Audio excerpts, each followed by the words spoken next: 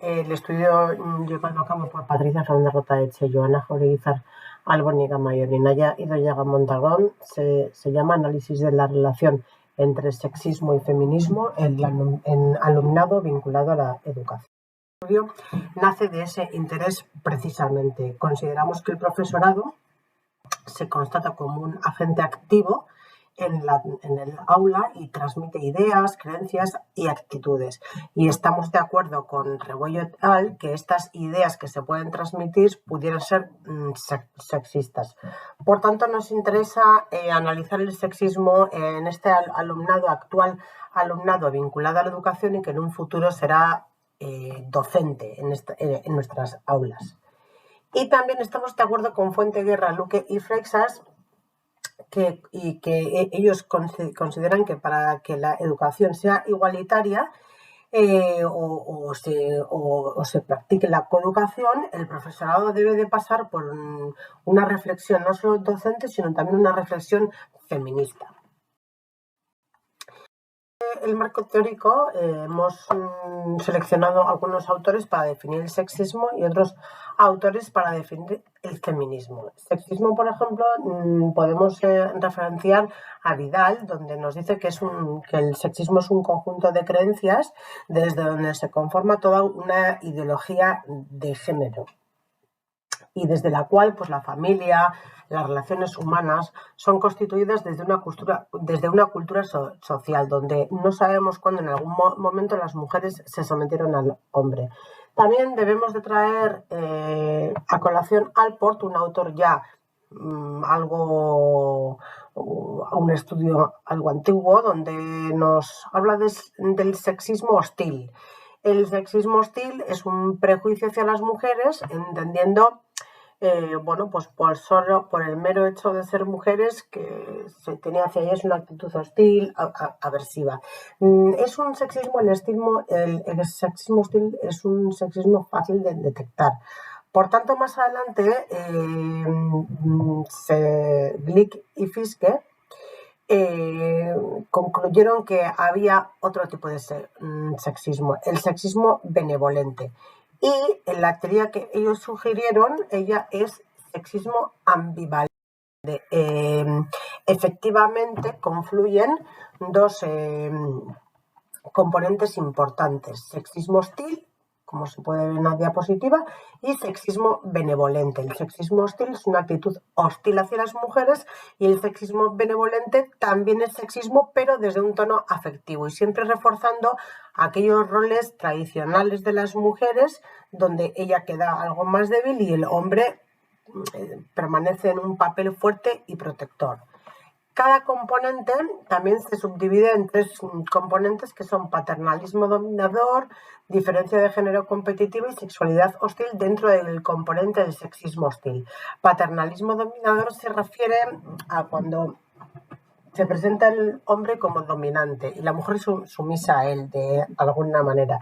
Diferencia de género competitiva se presenta como que el hombre tiene unas características que son válidas para tener éxito en el sector público, en el mundo público, en el mercado laboral, etc. Y sexualidad hostil es pues de alguna manera los hombres están un poco supeditados a las mujeres los pueden engañar a través de la sexualidad. Y en el sexismo benevolente también hay tres subcomponentes, son diferentes, pero son complementarios al sexismo hostil, que es paternalismo protector, donde el hombre aparece no desde una dominancia, pero sí desde una protección, pero sigue siendo paternalismo. Diferencia de género complementaria, donde se percibe a la mujer como complemento del hombre, y la intimidad heterosexual, donde se exhibe al hombre dependiente hacia esa capacidad de la mujer reproductiva, etc. Estos autores, Fiske, Expósito y tal, nos dicen, Lameras y Rodríguez, todos ellos concluyen que ambas, es decir, tanto el sexismo hostil como el benevolente, son ideologías sexistas complementarias y sirven para mantener las desigualdades entre hombres y mujeres. En cuanto al feminismo, traemos también algunas autoras, no voy a nombrar todas. Por ejemplo, Lynne Segal nos dice que el feminismo es un movimiento social cuya meta aún no se ha podido alcanzar. La meta que quiere es crear un mundo no solo mejor para las mujeres, sino también para los hombres. Después, Amelia Barcárcel más adelante nos dice que el feminismo es una tradición de pensamiento y que surge en el momento que aparece la idea de igualdad y consiste en la vindicación de la paridad para las mujeres. Hemos querido también relacionar feminismo y educación. Bueno, estamos de acuerdo con Martínez. Por ejemplo, en 2016 concluyó que el análisis del feminismo resulta esencial en educación, puesto que la coeducación es la primera reivindicación del feminismo. Y bueno, pues no podemos concebir una educación transformadora que no sea feminista. Y no podemos concebir unas prácticas coeducativas si no son desde el feminismo. Bueno, el objetivo general, como ya se ha comentado, del estudio es explorar y analizar la relación entre el sexismo y el feminismo en alumnado, siempre vinculado a la educación. La primera hipótesis importante que planteamos es que el sexismo ambivalente, es decir, el hostil y el benevolente, correlacionará de forma inversa con la identificación feminista. Y en la segunda hipótesis importante, esperamos que el sexismo hostil correlacione de forma positiva con el sexismo benevolente. En cuanto a la metodología, hablaremos de la muestra, instrumentos, el procedimiento y los análisis de datos. La muestra fue de 692 participantes, todos ellos vinculados a la educación. Es alumnado de grados de educación infantil y primaria, alumnado de máster en formación de profesorado, de educación secundaria, alumnado de grado superior en educación infantil de diferentes instituciones educativas del País Vasco. En su mayoría fueron mujeres, el 69,2 concretamente, y con una media de edad de 20,58 y una desviación típica del 4,46. A los instrumentos que se utilizaron para medir fueron la escala del sexismo ambivalente ASI, ASI, pero adaptada en español ISA, y donde hay una escala de 20 ítems que miden el sexismo ambivalente. Y después el Self-Identification as Feminist, que es una escala de 4 ítems que mide la identificación con el feminismo. Aquí las puntuaciones altas se relacionarán con una fuerte identificación con el feminismo. Por otro lado, el procedimiento, tenemos que decir que los datos se recogieron en el 2021 en diferentes instituciones educativas del País Vasco, tanto a ámbito universitario como no universitario. Se envió estas escalas por correo electrónico tras la obtención de los permisos de los diferentes centros, por supuesto, y una vez que una de las investigadoras se acercó a todos los centros, en ese mismo instante se cumplimentaron las escalas, por si pudiera surgir alguna duda para que la investigadora pudiese resolverla en el momento. Por supuesto, la participación fue fue voluntaria y confidencial. Y bueno, pues este estudio fue aprobado por el Comité de Ética de la UPV. Vamos a dar unos avances de resultados. En lo descriptivo, en las frecuencias se calcularon las medidas y las desviaciones típicas y podemos observar que el sexismo benevolente tuvo una puntuación alta, mayor que el sexismo hostil y la identificación con el feminismo.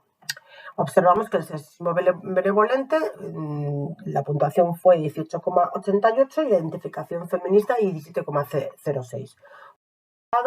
La relación entre el sexismo y feminismo, es decir, la parte más correlacional del estudio, se observó que el sexismo hostil estaba positivamente correlacionado con el sexismo benevolente. Por tanto, nuestra hipótesis número 2, que ambos sexismos están positivamente correlacionados, se corroboró. Y también el sexismo hostil y la identificación con el feminismo entre ellos se encontró una correlación inversa. Es decir, que a mayores niveles de sexismo hostil fue menor la identificación con el feminismo.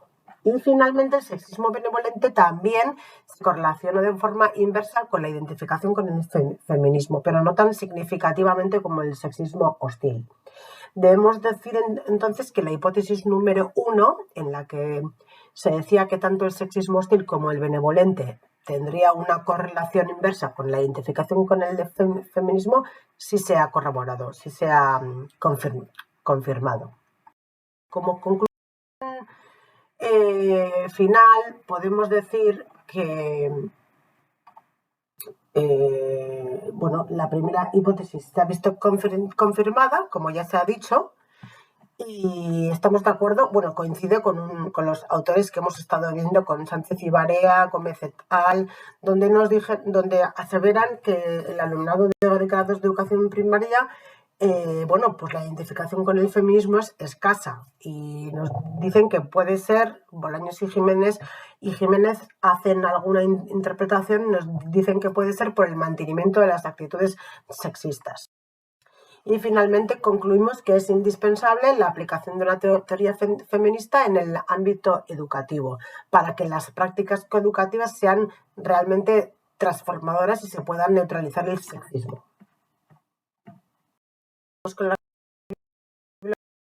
Y dándole las gracias por darnos esta oportunidad, por poder presentar nuestro estudio.